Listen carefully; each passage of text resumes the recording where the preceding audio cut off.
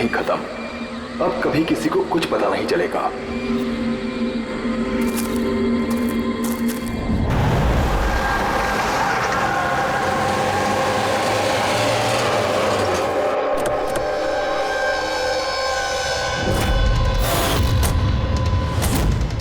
Guys hold on, हो क्या रहा है? कोई मुझे बताएगा? You guys don't understand. You know ना सिचुएशन क्या चल रही है। पापा और भाई दोनों फोन नहीं उठा रहे। पापा, रे, प्लीज दरवाजा खोलो। करण देखो ना, कोई दरवाजा ही नहीं खोल रहा है। पापा, मिथुन काका, रे, मिथुन काका। Oh, my bro, my bro. He's not. मिथुन काका, मिथुन काका, मिथुन काका, मिथुन काका। बेहोश। पापा, पापा, पापा, पापा, पापा। कौन? पापा, देखो ना जरा पापा को क्या। शीतल अंकल, शीतल प्लीज प्लीज जल्दी डॉक्टर को बुलाओ करो। काम करने बुलाओ। आरा, पापा, आरा, अंकल डोंट एम्बुलेंस को कॉल करो, एम्बुलेंस को कॉल करो अर्जेंट। शीतल, जब तुम वहां खंडाला में थी तब ये सब हुआ? हाँ जी सर, एक्चुअली वहाँ हमारी प्रॉपर्टी को लेके कुछ प्रॉब्लम्स चल रही थी, इसीलिए मैं और करण वहाँ गए थे। करण? जी, ही इज माय लॉयर। अच्छा। सर वो लैंड शीतल के नाम पे थी, इसलिए उसे वहाँ होना ही था। यस सर, बहुत इंपॉर्टेंट मीटिंग थी। आप? She is Tara, my assistant. हाँ तो शीतल, जब तुम खंडाला में जा रही थी तब घर पर सिर्फ तुम्हारे पिताजी कल्याण जी और तुम्हारा भाई रे और ये मिथुन था, है ना? हाँ सर, एक्चुअली करीब 8 साल पहले एक एक्सीडेंट हुआ था जिसमें पापा की आईसाइट चली गई। पापा देख नहीं सकते और मिथुन काका उनका अकेले ध्यान नहीं रख पाएंगे, इसलिए रे वो यहीं रुक गए। मुझे उन दोनों को अकेले छोड़ना ही नहीं चाहिए था।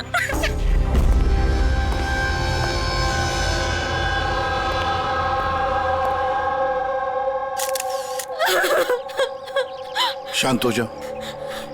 एक बात बताओ शीतल, अब तुम कह रहे थी कि उनको अकेले छोड़कर जाना ही नहीं चाहिए था, क्यों? ऐसे क्यों लगा तुम्हें? क्या तुम्हें डर था कि उनकी दोनों की जान को खतरा है, ऐसे कुछ होगा? नहीं सर, पर इतना जरूर पता था कि रे की उसके फ्रेंड्स के साथ ना कोई बड़ी प्रॉब्लम चल रही थी। फ्रेंड्स के साथ?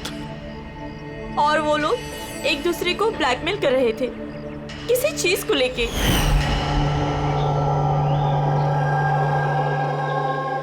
तू ऐसा हम लोग साथ कैसे कर सकता है? एक बार फिर से सोच ले रे, अगर यही तेरा फाइनल डिसीजन है तो जानता है कि क्या होगा। I don't care. मैं तो सिर्फ सही टाइम का वेट कर रहा हूँ। पर अगर किसी को कुछ पता चल गया तो? तुम पागल हो गई हो क्या? अगर तुम ऐसे बिहेव करती रहोगी तो श्योरली किसी ना किसी को तो डाउट हो ही जाएगा। गाइस, अगर हम कंट्रोल में हैं तो वी आर सेफ।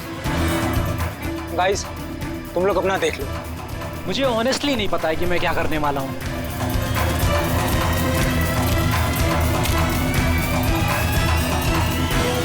मुझे रे पे बिल्कुल भरोसा नहीं है। I can't trust him. अगर इसका मुंह खुला तो हम सब फंसेंगे। उससे पहले इसका मुंह बंद करना पड़ेगा। शीतल, जो भी तुम्हारे भाई के साथ हुआ उसका बहुत दुख होता है। I am so sorry. एक बार तुम्हारे पिताजी को होश आ जाए ना तो सारी बातें साफ हो जाएगी। वैसे मिथुन, कल रात तुम यहीं पर थे ना? क्या हुआ, क्या जरा ठीक से बताओ। शरीर पे कोई बड़ा घाव नहीं है, बस छोटी मोटी चोटें हैं, लेकिन हाँ फ्रैक्चर थोड़ी ज्यादा है। समझ में नहीं आ रहा है इसकी मौत हुई कैसे? मैं अपना काम कर रहा था, अचानक लाइट चली गई और किसी ने मेरा मुंह बंद कर दिया। मैं बेहोश हो गया साहब। जब आँख खुली तो आप सामने थे। बाकी को कुछ याद नहीं आ रहा सर। ठीक है, रो मत। सर, हाँ। सर मौत की वजह तो पोस्टमार्टम के बाद ही पता चलेगी। कुछ समझ में नहीं आ रहा है सर। जिसने भी खून किया है सोच समझ के किया है। बड़ा ही चालाक है खूनी। एक काम करते हैं, इस घर को फिर से अच्छी तरह से चेक करते हैं।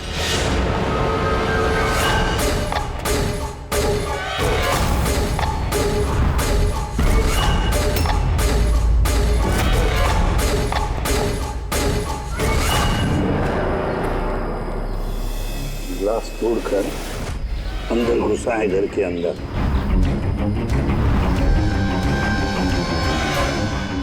ये देखो, खून लगा है उसका अंदर घुसते वक्त या भाग जाते वक्त।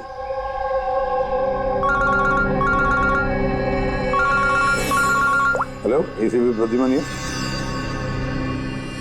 अच्छा, कल्याण जी को होश आ गया?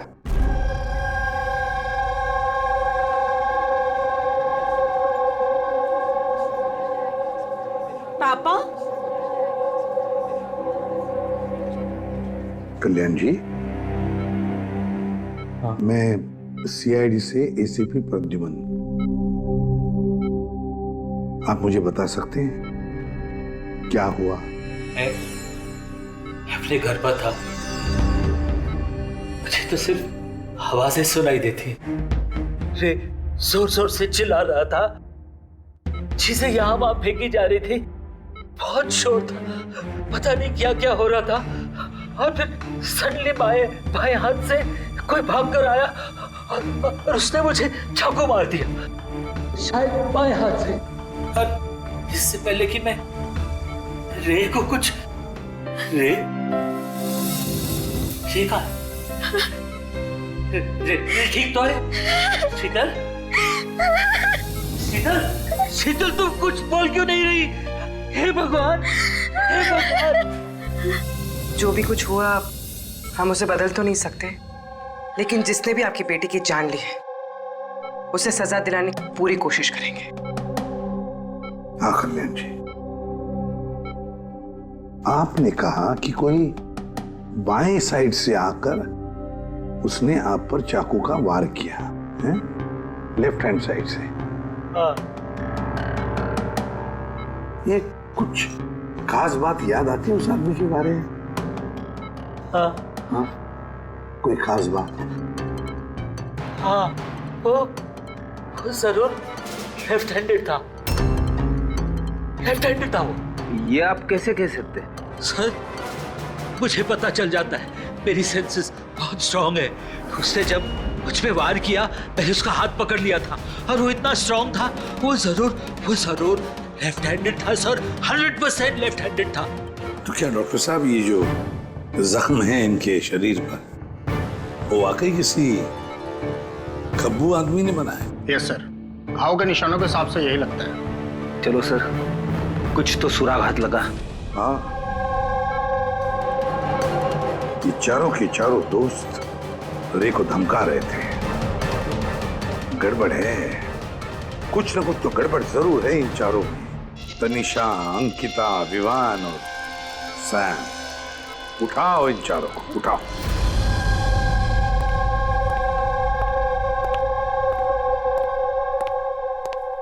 नमस्ते सर। आप? मैं सैम का फादर हूँ। पिछले 2 हफ्तों से सैम से मेरी कोई बातचीत नहीं हुई। अब मैं आपको कैसे बताऊं कि वो कहाँ पर है। मैंने उसको कई बार फोन किया लेकिन उसका फोन ही नहीं लग रहा। मैं तनिषा की माँ। अब उससे फोन करके मैं क्या पूछूं?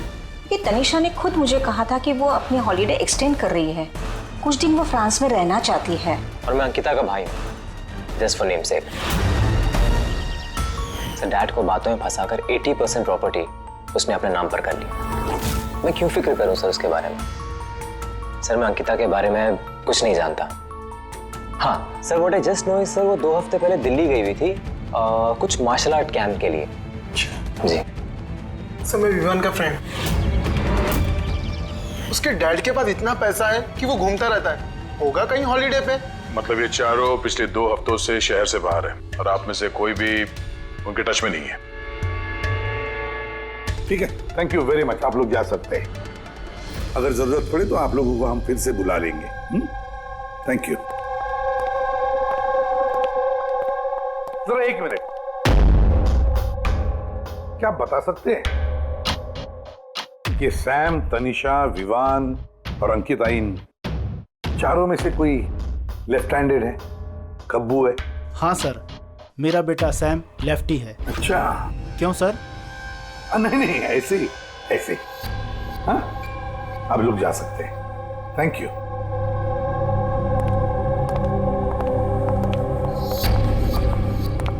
सर, कहीं ऐसा तो नहीं कि इन चारों ने मिलके रे को मार दिया हो सकता है सर, और उसी डर की वजह से ये चारों कहीं ना कहीं जाके छुप के बैठे होंगे।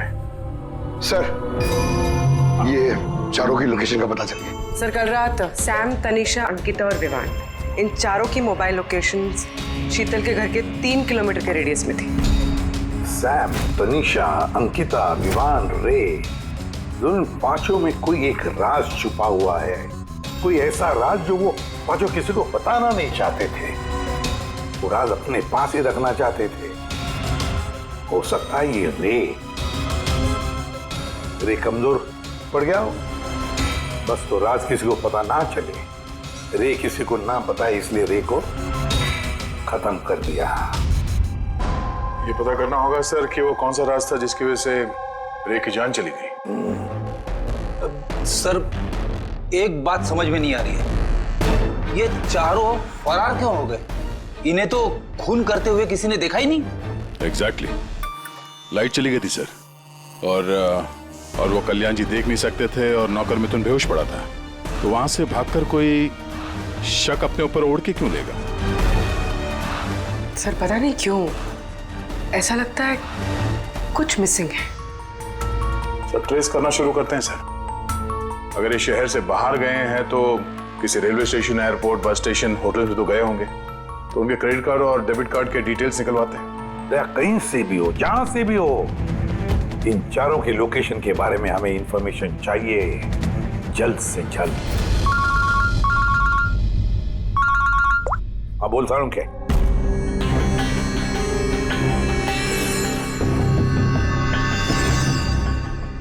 यार सारुण के, तूने इस कंकाल पे ये रेड मार्क्स क्यों किए? बस ये समझाने के लिए कि इस रे की हड्डियों का कैसे चूरा बना है। ये देखो, ये रे की हड्डियों का एक्सरे। इस रे पर बहुत जबरदस्त ताकत के साथ वार किया गया। एक झटके में इसकी गर्दन की हड्डी टूट गई। बस एक बार तो इसके रिब केज पर इतना जबरदस्त किया गया है कि एक ही झटके में इसके रिब केज की बाईं हड्डियां 12 की 12 पसलियां एक साथ एक झटके में टूट गई। और वो भी कमाल की बात यह है कि एक ही सिमेट्री में। एक झटके में 12 पसलियां? नतीजा हार्ट का रुक जाना, हार्ट ब्लॉक। इसके हार्ट पर जबरदस्त प्रेशर पड़ा। कमाल की बात यह है बॉस कि जितनी ताकत के साथ इस पर वार किया गया है, इतनी ताकत हाथों से या किसी भी हथियार से पैदा नहीं की जा सकती। इसे देख करके तो ऐसा लगता है जैसे खूनी जानता था बॉस। खूनी जानता था कि किस पॉइंट पर वार किया जाए कि एक ही झटके में सारी की सारी पसलियां एक साथ टूट जाए, एक सिमेट्री में। हाथों से कोई इतना फोर्स तो पैदा नहीं कर सकता। हाँ कर सकता है अगर कोई मार्शल आर्ट्स का जानकार हो तो।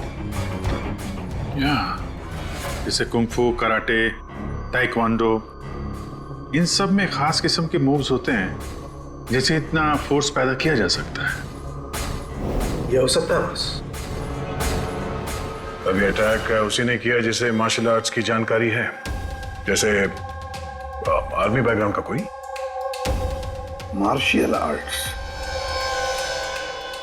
वो लड़की भी तो गई है ना दिल्ली में मार्शल आर्ट्स का कैंप अटेंड करने के लिए। क्या नाम है उस लड़की का? अंकिता। अंकिता के भाई ने तो हमें ये बताया। Sir what I just know is sir वो 2 हफ्ते पहले दिल्ली गई हुई थी कुछ मार्शल आर्ट कैंप के लिए। और सर कत्ल की रात उसका फोन शीतल के घर के आसपास ही था, उसी ने किया होगा। सैम के साथ मिलके। कल्याण जी पर जिसने भी चाकू का वार किया था वो आदमी खब्बू था, लेफ्ट हैंडेड। हाँ सर, मेरा बेटा सैम लेफ्टी है। ये हो सकता है क्योंकि शीतल के घर की जिस खिड़की पर से हमें वो ब्लड सैंपल मिला था उसका डीएनए सैम के डैड के डीएनए के साथ मैच होता है।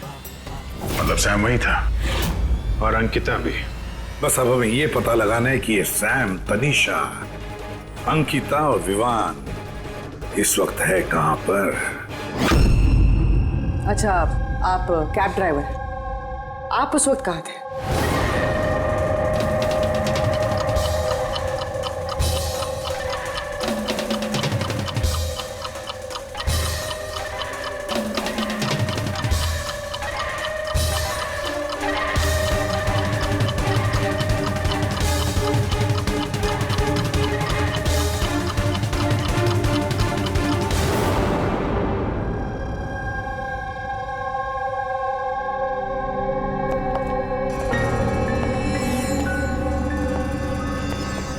क्या हुआ? सर, सैम एक टूरिस्ट टैक्सी लेकर पूना चला गया। टैक्सी ने जहाँ उसे ड्रॉप किया उसका एड्रेस थोड़ी देर में मिल जाएगा। सर, पिछले 24 घंटे में ये तनीषा ने पंचगनी में अपना एटीएम कार्ड 3 बार यूज किया सर। ये अंकिता तो बड़ी अजीब है। दिसंबर 2017 में इसने बोरिवली के ज्वाला डी मार्केट से 5 सिम कार्ड खरीदे थे। हाँ सर, ये वही जगह है जहाँ पे यूज सिम कार्ड मिलते हैं। और सर ये सब के सब 10 दिसंबर 2017 को महाबलेश्वर गए थे और 14 दिसंबर को लौटे। सर, इन्हें लग रहा था कि इन्हें कोई पकड़ेगा नहीं, लेकिन इनसे एक गलती हो गई। ये जो अंकिता है सर, इसने जो सिम कार्ड्स लिए थे उसकी लोकेशन हमें महाबलेश्वर से 15 किलोमीटर आगे हाउस होल्ड में मिली। हाँ, brilliant job, absolutely brilliant job. बस अब नाउ नो वेस्टिंग टाइम, हम टीम बनाते हैं और काम शुरू करते हैं। लेकिन सर 5 सिम कार्ड, वो भी यूज्ड, कर क्या रहे हैं ये लोग? जो भी कर रहे हैं करने दो, पर पछताएंगे जरूर, बहुत पछताएंगे।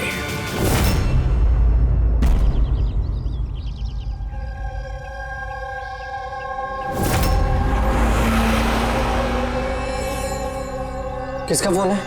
किसी विवान का है। विवान का कैसे हो सकता है? तुमने ठीक से सुना ना? अब उसने विवान कहा तो विवान ही होगा, मुझे क्या पता, आप बात करो। हेलो, कौन बोल रहा है? दूर, मैंने बोला था कि आज के बाद हम कांटेक्ट में नहीं आएंगे, तो कॉल क्यों किया? और तुझे पता कैसे चल रहा कि मैं यहाँ हूं?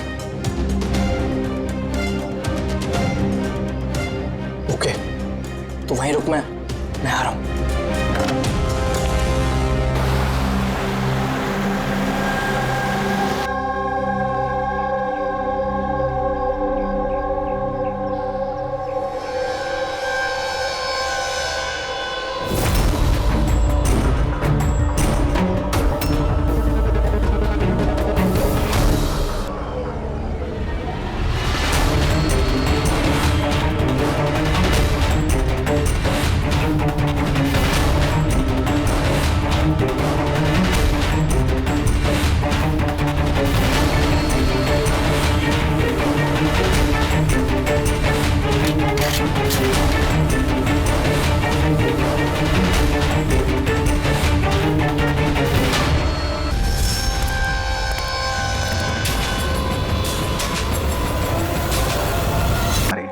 लॉन्ग डिस्टेंस शॉट था, ऑब्वियसली स्नाइपर होगा। स्नाइपर लॉन्ग डिस्टेंस से गोली चलाई, मतलब किसी को पता भी नहीं चला होगा कि गोली चली कहां से और फिर गोली चलाई किसने। Anyway, thank you very much. जी सर, हम लोग तनीषा तक पहुंचने ही वाले थे कि किसी ने इसे भी मार दिया। वही तो सर, ये इत्तेफाक तो नहीं हो सकता सर।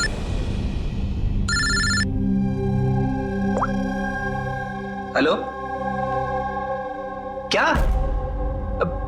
ठीक है। क्या हुआ सर? पुणे पुलिस स्टेशन से फोन था, किसी ने सैम को मार दिया। What? Oh my God! Sir, वो जिस लॉज में रुका था उसी लॉज के पास। सर ये जरूर विवान और अंकिता का ही काम है। ये कोई सीक्रेट है जिसे छुपाने के चक्कर में ये लोग आपस में एक दूसरे का खून कर रहे हैं। अपनी जो भी है उसे पता कैसे चलता है कि हम किसके पास जाने वाले हैं? 4 में से 2 बज गए हैं, विवान और अंकिता।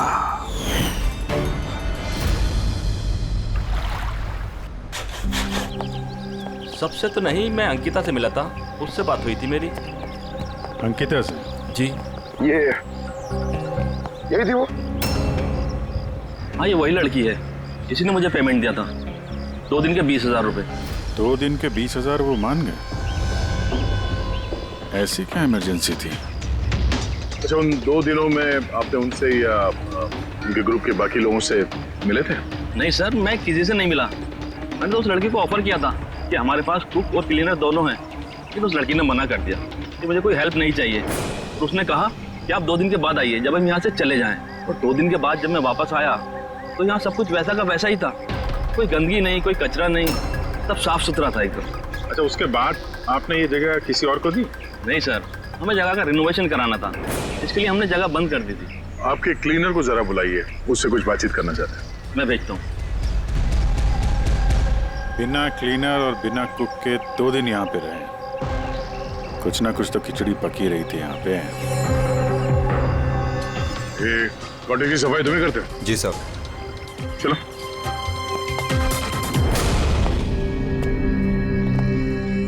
अच्छा, जब वो 5 लोग यहाँ से गए, उसके बाद जब तुमने यहाँ की साफ सफाई की तो कुछ मिला इधर उधर या कुछ अजीब लगा तुम्हें? नहीं सर, वो लोग तो बहुत अच्छे थे, जाने से पहले पूरी जगह को एकदम चकाचक साफ करके गए। पता नहीं कौन सा साबुन, क्या डिटर्जेंट यूज किया, पूरा घर चमका दिया था। वाह, हाँ सफाई हो रही है। ये कौन सा डिटर्जेंट है मैडम जी? अरे कुछ नहीं, वो रात को पार्टी हुई थी ना तो ज्यादा गंदा हो गया है। तुम जाओ, हम कर लेंगे। बस साफ करने जाओ। एक मिनट ये लो, ये लेके जाओ। हाँ जाओ जाओ जाओ जाओ जाओ।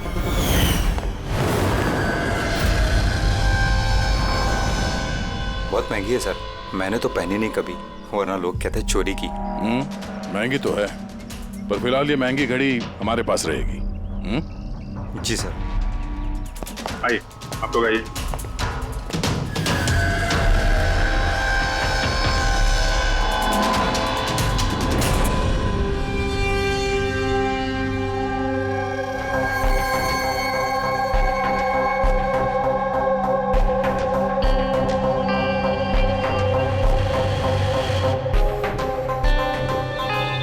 सर, सैम, तनीषा और रे तीनों का तो मर्डर हो गया है। अब बचे विवान और अंकिता। खूनी इन दोनों में से ही कोई हो सकता है। ये विवान ही होगा, उसी ने सैम को फोन करके लॉज के बाहर बुलाया था। तो जो भी हो, उसे पता कैसे चलता कि हम कहाँ जाने वाले हैं, और जब भी हम वहां पहुंचते तो उससे पहले ही वो वहां पहुंचकर फोन करके निकल जाता है। सैम किस लॉज में ठहरा है और तनीषा रोड पर कहाँ मिलेगी, ये सारी इंफॉर्मेशन तो हमारे पास थी ना, उन तक कैसे पहुंची?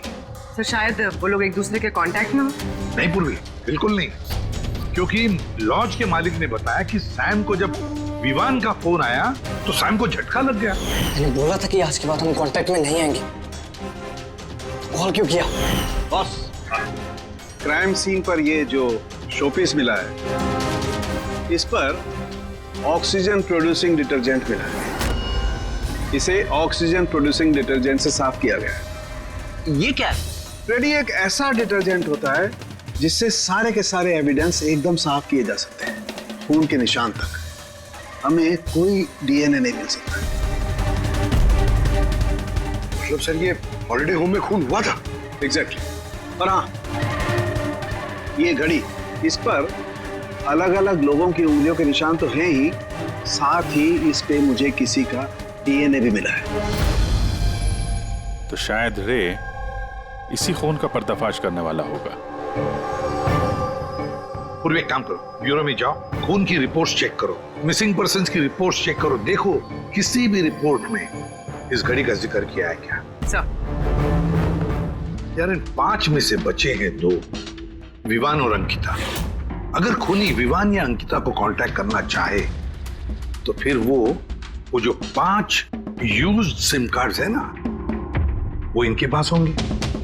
उन्हीं में से किसी नंबर पर वो फोन करेगा, है ना? वो नंबर ट्रैक करते हैं। सर, तनीषा का खून हुआ पंचगनी में, सैम का खून हुआ पुणे में। दोनों जगहें 100 किलोमीटर दूर, जबकि खून हुए सेम टाइम पे। और एक ही टाइम पे कोई 2 जगहों पे कैसे हो सकता है सर? कोई तो है जो इस प्लान में शामिल है। मान लिया दया कि कोई और है इस खूनी के साथ। एक बार ये विवान और अंकिता हमारे पंजे में आ जाए ना, तब सारे सवालों का जवाब मिल जाएगा। एक काम करो अभिजीत, साइबर डिवीजन से एक हैकर को बुला दो।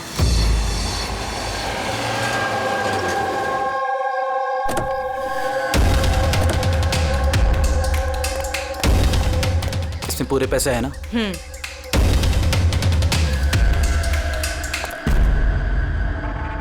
एक मिसिंग रिपोर्ट तो दर्ज हुई है जिसमें इस घड़ी के बारे में लिखा हुआ है।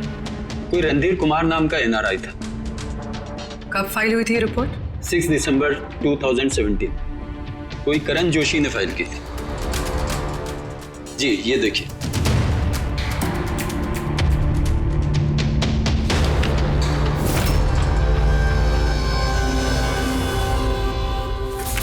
Thank you.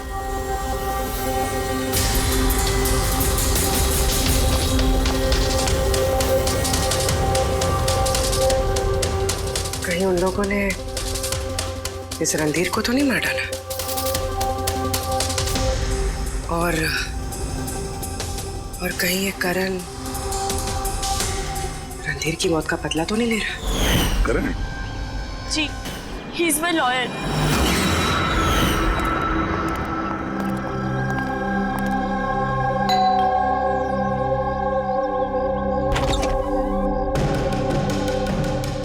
Good to see you. I hope इसमें पैसे पूरे हो गए। हाँ पूरे पैसे हैं। आओ अंदर। देखो हम लोग जहां भी जाते हैं उससे पहले खूनी को कैसे पता चल जाता है? मे बी आप लोगों की लोकेशन कोई ट्रैक कर रहा था। You mean GPS tracker? जी। Cell phone? Yes sir. एक काम करो, तो हमारे सेल फोन चेक करो।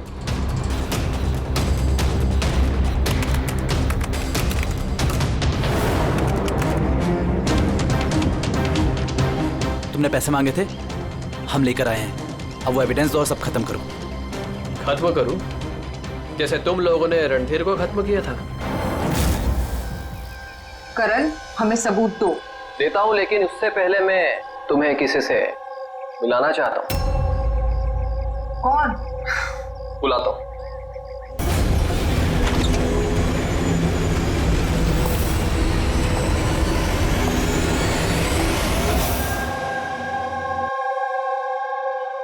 सर देखिए, आप लोगों के फोन हैक्ड हैं। व्हाट? हैक्ड? पर कैसे? आपके फोन में हिडन स्पाईवेयर है जिससे आपके सारे ईमेल्स, कॉल, मैसेजेस, सब चीजों को ट्रैक किया जा रहा था। लेकिन हमारे फोन हैक कौन कर सकता है? और कब किए होंगे? फोन तो ज्यादातर हमारे साथ ही रहते हैं। एक minute Abhijit, I see you. हमारे फोन्स को उसी वक्त उसने हैक किया है। और अभिजीत सर, दया सर, आप दोनों के फोन को शायद उसने एसीपी सर के फोन से हैक कर दिया होगा।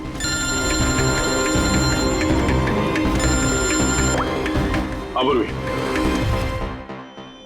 करण मरने वाले से रिलेटेड है?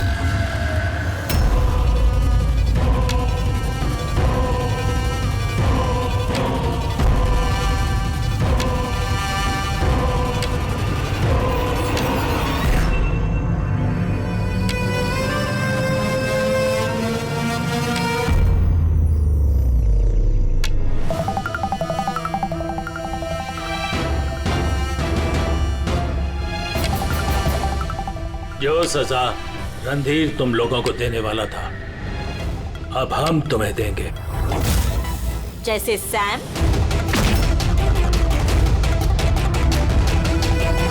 तनीषा और रे को दी। अब तुम दोनों की बारी है। तभी रणधीर की आत्मा को शांति मिलेगी। इसी घर में मारा था ना तुमने रणधीर को?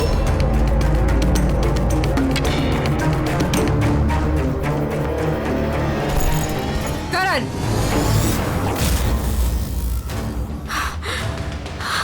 तुम्हारे पास कोई सबूत नहीं है ना? तुमने हमें फंसाया है ना? हाँ?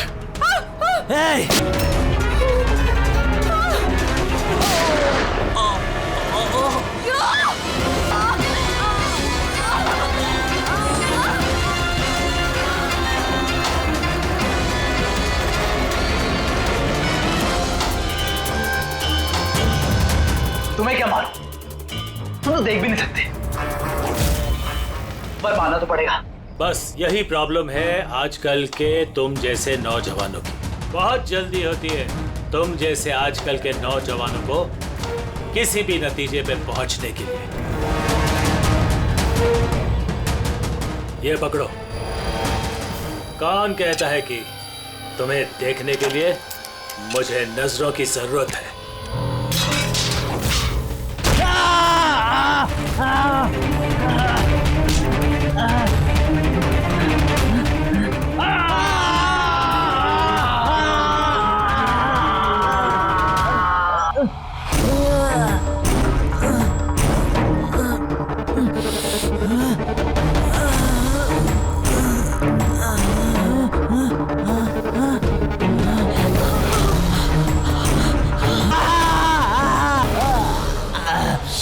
शीतल बेटा, तुम ठीक तो? बरसों से मैं स्पेशल फोर्सेस में था। दुश्मनों को तो मैं चुटकी भर में सूंघ कर निकाल देता था। फिर तुम तो बच्चे हो।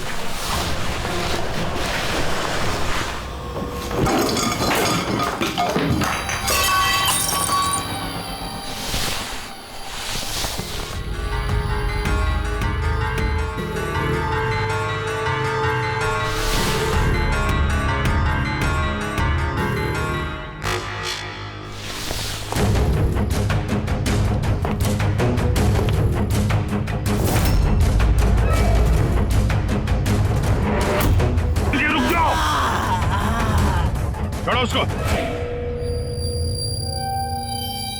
मैं तो अंधा हूं ऑफिसर, लेकिन आप देखकर बताइए कि मैंने उसका सारा शरीर बेकार कर दिया है या नहीं, या तुम एक और?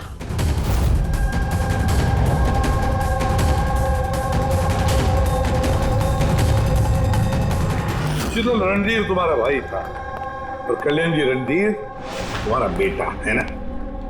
और ये सब करने के लिए तुमने सीआईडी का इस्तेमाल किया, क्यों? सही समझा आपने। रणधीर शीतल का भाई था और मेरा बेटा। यानी रे का भाई? नहीं, रे मेरा बेटा नहीं था। उसे तो सिर्फ मैंने इस्तेमाल किया था हमें गुमराह करने के लिए, ताकि हम विवान, अंकिता और सैम तनीषा के पीछे लग जाए और उन्हें सजा दिलवाए, ताकि आपका बदला पूरा हो सके। हम उसे मारना नहीं चाहते थे। रणधीर एक्सचेंज प्रोग्राम का स्टूडेंट था, एकदम सीधा लेकिन बहुत पैसे वाला। अंकिता हमेशा से ही एक हाई फाई लाइफ जीना चाहती थी। उसने ये प्लान बनाया और रणधीर को किडनैप करके उससे पैसे मांगने का। कितना रैंसम मांगा था तुम लोगों ने? 5 करोड़। फिर भी मार दिया तुमने उसे।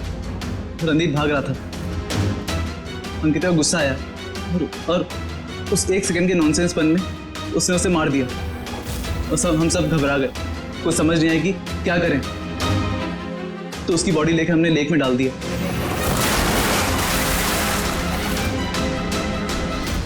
रे को ये बात हजम नहीं हुई है और यहीं पर तुम्हारा प्लान गड़बड़ हो गया।